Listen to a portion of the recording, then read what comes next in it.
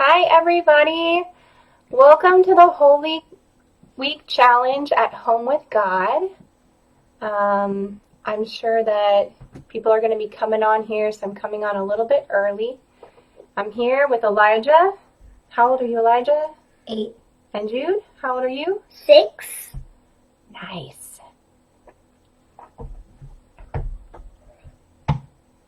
So today, we are going to be talking about Holy Week. And if you guys had gone to church, then you might have gotten something really special at church last Sunday. But because of coronavirus, I bet everybody was just at home. So if you had gone to church last week, do you know what you might have gotten at church? Oh, I know. What? I think candy. Mm. A fortune cookie? No. Keep your shirt on. You would have probably gotten a palm leaf. Do you know why you would have gotten a palm leaf? What's a palm leaf? A palm branch, like a leaf. Oh, the I know why. branches. Oh, yeah, I like that. Palm tree. Because they were laying them down for Jesus to on his donkey to go on. Yeah. Yes, absolutely. And so they were laying the palm branches in the ground for Jesus as he was coming. They were saying, what? Do you guys know? Blessed is he who comes in the name of the Lord. They were excited that the Messiah was there. So yesterday we celebrated Palm Sunday, and this whole week we're looking at the great things that Jesus did when he came to earth. But in this study, we're going to go back even farther back and see why Jesus was so important. Okay, I want to know what your favorite Easter tradition is.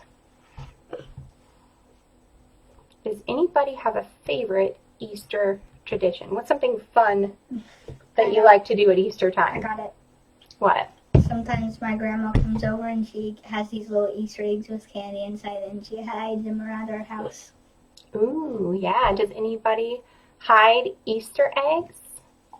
Hiding Easter eggs is something fun people do. And I would have, if the coronavirus wasn't going around, I would have got to go to my church and got a bunch of candy. Oh, yeah? Mm-hmm. Your teachers give you a bunch of candy for Easter. Well, we go outside and have an Easter egg hunt. Oh, yeah? Then we bounce in bouncy houses. Okay, yep. What do you like about Easter, Jude? To get a bunch of candy, you bouncy houses. Yeah. Show a bunch of houses and Talk in normal voice so people can understand you. Okay. So, some people for Easter, they do different things to remember what Jesus did. They have different studies and different books they go through. Some people study Lent leading up to Easter. And please don't. There are lots of different activities. Some people bake a biscuit and they put a marshmallow in the side of it. Ooh, And what happens is, after they bake it, before there's the marshmallow inside, kind of like Jesus was in the tomb. They put Jesus in the tomb. And then when the biscuit comes out of the oven, guess what? The biscuit is empty inside and there's no marshmallow left. It's totally cool because the marshmallow gets all melted. Has anybody ever done that? Have you guys ever done that? I have not. I just heard about it this year. And my friends who told me about it said they couldn't buy any marshmallows at the store. So they tried to buy marshmallows to do this activity, those big old marshmallows you put inside a biscuit. And you know what they gave them? Lucky Charms marshmallows. Put your foot down. And you just sit nicely. Jude. So they got Lucky Charms marshmallows. I don't know that would work to show the empty tomb very well. They're really colorful, and we've never had Lucky Charms, so they're shaped like different shapes. I want Lucky Charms. But so think about your favorite holiday tradition this week for Easter or for Passover, however your family celebrates. And we're going to talk a little bit about why Easter is so important. Easter is super important. In 1 Corinthians 5:14 it says that if Christ had not been raised from the dead, then our preaching is in vain and our faith is in vain. It basically says if what we celebrate this week didn't happen in the past, then everything we believe is worthless. It's worth nothing. We might as well believe nothing instead of believe what we do if Jesus wasn't raised from the dead. But the cool thing was, he was raised from the dead. Jude, please hands down. And do you know that there are different people who have tried to prove the resurrection wrong because they know it's so important. They just set out to prove that it was fake, that it couldn't have ever happened. And one of those people, Lee Strobel, he was an atheist journalist, an investigative reporter for the Chicago Tribune. And he investigated and discovered that the resurrection, it indeed happened. He couldn't disprove it. And he had hated God so much and worked so hard to prove the resurrection wrong. But when he realized it was true, he became a really strong follower of Jesus. And he writes books and makes movies, like The Case for Christ and The Case for Faith, to tell people about God and about Jesus.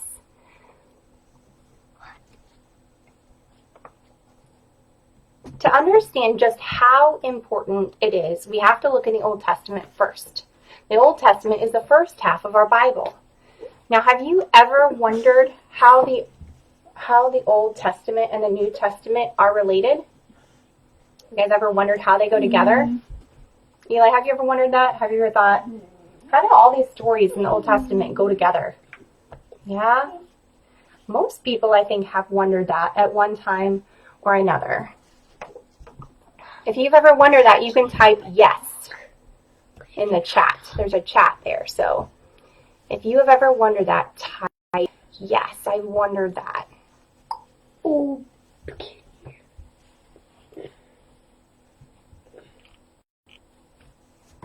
Okay, so some people wonder that. And this week we're going to look at the big picture of how all of the Bible works together to show us how to know God and how to be at home with him through Jesus, our King. Now, what did I mean by being at home with God? Do I mean that, we've got coronavirus, so God must be here in our home with us because we can't go anywhere? I mean, God's with us all the time, isn't he? He's with all people of all time in all of history. If he's in someone's house, he can be in other houses too. He can, right? He can be everywhere at once because he is. He's in all time at once. So we already know he's with us all the time. We already know he's with us. But to be at home with us is something different. Let's think about what that means. So imagine, Jude, I need you to keep your shirt on, right? What is your guys' favorite thing? Type in the chat your favorite thing. What is it? Games. Playing video games? Okay. Spending time with God. Spending time with God. And spending time with God. Okay. Do you have a toy that's your favorite? Put your arms out. My G.I. Joes. Your G.I. Yeah. Joes? I want one of them. Is that your favorite thing? Okay. Your G.I. Joes are your very, very favorite thing? No. What is your very favorite thing? Spending time with God. Okay. Yeah, That's awesome. That's really good. Awesome. Do you have any physical thing that you like to keep? Like maybe your dinosaur. Yeah, Or maybe your blanket that you really, really like? You don't have anything you really, really like? I like my your dinosaur and you like your G.I. Joes? Well, imagine if you had a friend come over and play and he took your dinosaur, he took your G.I. Joes, No! and he destroyed them. Completely destroyed them. But he was in a different room than you, so you didn't know. I'll just buy new. Well, what if you couldn't? What if they were super special to you? And he destroyed them. I can buy the same ones. I know what they have. Okay. All right. Well, that's good. But they destroyed them and hid it and didn't even tell you. And then you found out. And they come in the room and they're sitting right next to you. Imagine I'm that person. I destroyed your dinosaur. Would you feel very close to me? Like you want to be close to No me? Like you like way. me here and you feel at home with me here? Mm-mm. You probably wouldn't. You'd probably be angry at me because I destroyed your dinosaur and I lied about it. You'd probably be upset. If you think of your favorite that noise? thing, somebody's working outside. You'd probably be upset if somebody destroyed your favorite thing. Type your favorite thing in the chat. And if they destroyed that, you probably could be in the same room with them, but you wouldn't feel at home with them. You feel angry and distant and separated from them inside. You feel hurt by them, and that hurt separates you from them. Well, God is the infinite King of the universe who created everything, and He's so good, and He's so perfect. And He created this universe, and we have destroyed it because of sin. We've tainted it and destroyed it and brought sickness and sadness and death into this world because of sin, into God's perfect world. And that sin separates us from God, because God says to be close to Him, you have to be holy. He says, you shall be holy because I am holy. But we're not holy. We're not perfect. We all have sin, and that sin, even one sin, in our thoughts, words, or actions, is enough to keep us apart from God forever. Forever. And God does not want it to be that way. He worked through all of history to make it possible for us to come through Jesus our King back into a relationship with Him where we're at home with Him, where we know Him and love Him and feel close to Him. We don't feel separate because He's angry at us because of sin. We can be close to Him because of Jesus. And that's what we celebrate this week. So Jesus wants us to know how all of the Bible points to Him. After He rose again, put your hand up. You have a question? No. Okay. After He rose again, Jesus appeared to His disciples, and he told them, "These are my words that I spoke to you when I was still with you, that everything written about me in the law of Moses and the prophets and the Psalms must be fulfilled." Did you catch that? Everything in the law of Moses, the prophets, and the Psalms were fulfilled in Jesus. Do you guys know what the law, the prophets, and the Psalms were that Jesus is talking about? You guys know what that is? No, do you guys? Type in the chat if you know. Those are just the Old Testament. The Old Testament of the Bible were grouped into 3 groups for the Jewish people: the law, the prophets, and the writings, or sometimes referred to as the Psalms. Do you guys know which part of the Bible the Old Testament is? First or second? First. Type in the chat if you know the first. Yeah. The first. So the first. That's right. It's the first part of the Bible. And when Jesus' followers went around and told everybody about Him after He went back to heaven and suffered and died to be able to do that, they were teaching people from the Old Testament, from the law and the prophets and the writings about Jesus. But when you read the Old Testament stories about Adam and Eve and Isaac and Jacob and Israel and Joseph, do you think about Jesus in all of those verses? You do? Yeah, do you? Definitely. Because God gave Joseph the dreams. No, the Pharaoh the dreams. Mm-hmm. And then it was a warning for the 7 years of famine. Yeah. And how does that My favorite part of the Bible is He's Judah. basically warning them. Jesus is warning us about being delivered from sin too. I like Yeah. the Judah when Yeah. Judah's a And then some kid. dreams. You like when Judah was a kid? And that's my favorite story. Oh. Well, when Judah was young, the bad thing he did was threw his brother Joseph in a pit and then sold him as a slave. Is that the story you like? Yeah, but he actually saved his brother from dying, right? Oh, yeah? I like that story. And God died on the cross. Yeah. That's God on Yeah, the that's a cross. really important one. That's one that we celebrate this week. All right. So when we look at the Bible, whenever we look at the Bible, we can see in the Old Testament how everything was fulfilled in Jesus. And I want you to get a picture of that. So I made a video for you guys to watch. And today's video goes through Genesis, Exodus, Leviticus, Numbers, and Deuteronomy. The first 5 books, the Torah, or the Pentateuch of the Bible. And these books really point to Christ right now. So looking at these things will help you understand what God's saying. They're going to show us how to know God better and how to come back to Him, to be at home with Him through Jesus our King. And so today you have some homework. And your homework is to look at that video And when you're trying to understand Scripture, one of the best things to look for is things that are repeated, things you hear again and again, because God's got a special message with those things. Make the hand up. So if I say something again and again, if I say, Jude, clean your room. Jude, clean your room. Jude, clean your room. I shouldn't have to say it more than once. But if I said it more than once, does that mean it's less important to me or more important? More, right? Right. So when God says something more than once, it's super important. So when you watch this video, look for things that are repeated that tell you about who God is and what He's like. So your homework number 1 is to watch the video that I've posted. And then in the chat that I'm going to make for homework, I want you to tell me what you notice. It can be one thing, it can be more than one thing about what you notice about God. Likely it's going to be something that's repeated again and again about God throughout the first 5 books of the Old Testament. And then I have one more piece of homework for you.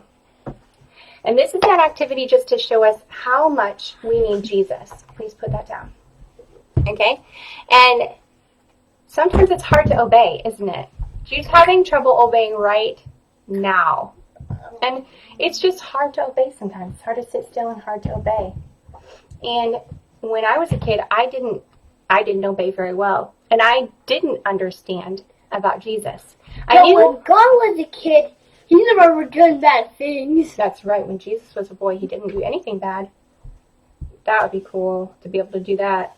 But I didn't do that. And when I was a kid, people... Because we're not God. That's right. We're not perfect like Him. That's right. And when I was a kid, people had told me that Jesus had died and risen again. But I didn't know what that had to do with me. Nobody told me what that had to do with me. And I don't want... you. He sacrificed His life for you. But I didn't know that. I knew He sasacrificed His life for me, but I didn't know what that meant for me. How did that change my life? How would it change me? They wanted Jesus to die. It doesn't matter. So I don't want you to miss what this means for you. So we have one big activity this week, and that is this, okay? I want you all to get a trash bag from your mom after the video's over, or a mesh laundry bag or something that your mom approves of. And then what you're going to do is every time you notice this week that you think or say or do something that is sinful, I want you to put a piece of dirty laundry in the bag. Now, if it's wet, don't put it in the bag, okay? Let it dry first, use it later. If it's super stinky, don't put it in the bag. It'll make everything gross. But you're going to get a piece of laundry. So let's imagine that you did something sinful. Well, what is sin? Do you guys know what sin is? I know. You pinching your brother and biting your brother. Those are sins, yeah. Oh, Eli just did a lot. Oh, no, because those are things that are... That does this They a hurt lot. other people, okay? Is that a lot? So sin is anything that we do that doesn't show love to God and doesn't show love to other people, okay? Interrupting is a sin. And not being kind and loving is a sin. Sin is things that you do that you shouldn't. Like maybe you stole something, or you lied, or you played a video game when you didn't have permission. And sin is also not doing things you should. You weren't grateful. You didn't clean your room. Okay, tell us about what things you know. Don't tell me things about what other people did. We don't need everybody to know what Eli did. But tell us what sins are. Can you give me an example of a sin? Oh, I got one. Yeah. When he today. No, not what somebody else did. We're not going to point anybody out. Like for an example. For example, just examples. Let's list a bunch of sins. Hurting my brother really bad. Okay, hurting your brother really bad. You put a dirty piece of laundry in the what? bag. You got this. Okay, hurting your brother. What else? Pinching his ear. Pinching his ear. Ooh, that would be another piece of dirty laundry. What's something else? Okay, now let's think of other things. What are some other things? Huh? I know. I'm going to put them in the bag. Doing this. Okay, is there anything you can think? Nobody would even know it. Taking more. I'm going to put more in. That's my laundry. Okay, is there anything you could think that would be sinful? I know. What? Pinching your brother. No, that's not sinful. Is there anything, Punching someone. anything you can think? Any thought that you could have? What? Punching someone when they're not looking. No, a thought, something you think. Oh. Like, you don't say Like, it. I don't like someone. Yeah, if you're sitting there thinking, yeah. I don't like that person, I hate them. That is A simple. bully says that. So if you find So it doesn't- yourself thinking bully thoughts, nobody has to know. You don't tell your brothers, you don't tell your mom. You just think, oh no, I thought a bully thought. I thought I hate that person. So you take a piece of laundry and put it in your bag quietly. You don't have to tell anybody about it. This is not about pointing other people's sins out. So I don't want you to go around this week saying, you need to put something in your bag. You need to put something in your bag. It's not like that. This is you're thinking about your own sin, and you're realizing when you do it, and you're thinking, oh no, I thought a complaining thought. Mom asked me to do my homework, and I said, in my heart, I said, I hate this. I don't want to do homework. And then you think, ooh, that's a very complaining thought. I'm going to get a piece of laundry, and I'm going to put it in my bag, and as I do, I'm going to quietly say, sorry, God, that I had that complaining thought. Thank you for my schoolwork. Right? You can say things that are mean and unkind. You can call people names that are hurtful. You can say bad things about other people when they're not around. You can talk back to your mom and dad instead of saying, yes, you're going to obey them. You can do lots of things with your words and with your thoughts that are wrong. And you can do lots of things in your actions. So I want you to be thinking about that this week. And today you're going to start to put things in your bag every time that you realize you've done something sinful. And by the end of your week, your bag might get pretty heavy, okay? You might do a lot of things in a day. Just do your best to keep count. Don't point out other people's sins. That's not the point. And try not to get more in it. But we're going to do something with this later in the week. So Get addicted to knowing God. that's right, Jude. All right. Well, we appreciate you guys joining us today. You can check out the link that I'm on the webpage for all of the homework. And I'll have a page on here on my Facebook page for you to submit your homework and some links on the main page to that. So have fun watching the video and finding what you notice about God through it. What's repeated about God. And have fun filling up your bags. And oh, this is very important. Everywhere you go this week, you have to take this bag with you. At your mom's discretion if you go out. Your mom can decide if you're leaving your house, but most of you won't be leaving your house with coronavirus. Okay. Shh. Okay. So,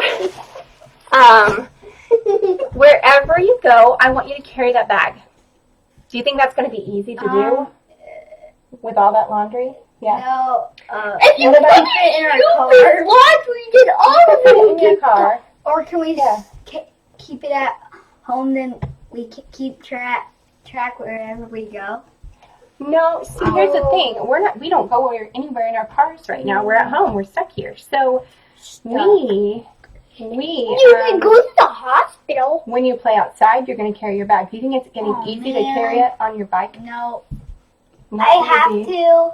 We'll do our best to take it with us wherever we go because I want you to feel the weight of sin that separates you from God. So, all right, have fun. Yep. Hi, Becky. Nice to see you.